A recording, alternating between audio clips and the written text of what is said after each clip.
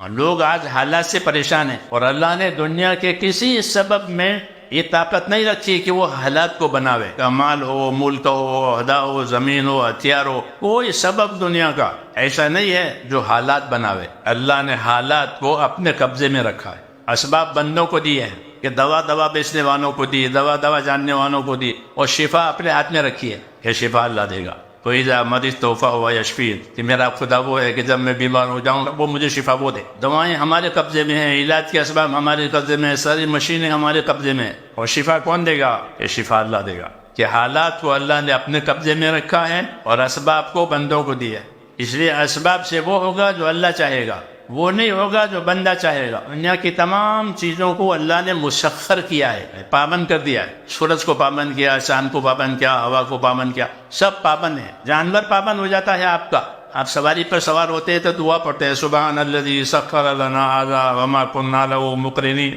یہ پاک ہے وہ پروردگار جس نے اس جانور کو میرے تابع کر دیا، میری خدمت میں لگا دیا۔ سارے اسباب جو ہیں وہ قدرت کے تحت میں ہے، تمام اسباب سے وہ چیز ہوگی جو اللہ چاہے گا۔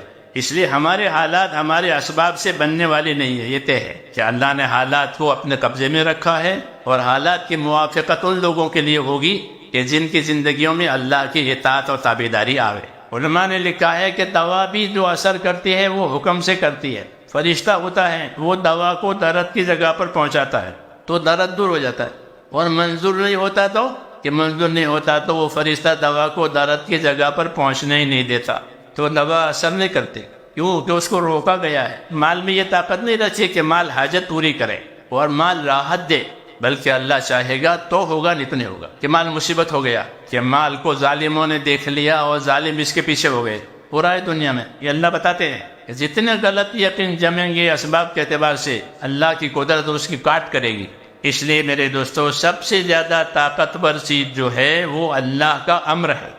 الا لہ الخلق والامر، مخلوق بھی اللہ کی اور امر اور حکم بھی اللہ کا۔ مخلوق میں وہ بات چلے گی جس کا اللہ امر کریں گے۔ اس لیے ہمارا رخ ہمارے دین نے اور ہمارے نبیوں نے اللہ کی طرف کیا ہے کہ تم سیدھا اللہ سے اپنا تعلق جماؤ اور لا الہ الا اللہ کہو، کہ کام بنانے والی ذات ایک اللہ کی ہے، حالات بھی وہ پیدا کرے گا، اسباب بھی وہ پیدا کرے گا، نتیجہ بھی وہ پیدا کرے گا۔ ہمارے لیے اسباب اس لیے نہیں پیدا کیے کہ ہم اسباب سے محبت کر کے اسباب کے اوپر زندگیوں اڑ ڈالیں، بلکہ ہمیں اسباب اس لیے دیے ہیں کہ ان اسباب میں اللہ تعالیٰ کا جو حکم ہے وہ ہم پورا کریں۔ ہمارا تاجر تجارت میں مال کے لیے نہیں لگے گا، ہمارا تاجر تجارت میں تجارت کا حکم پورا کرنے کے لیے لگے گا۔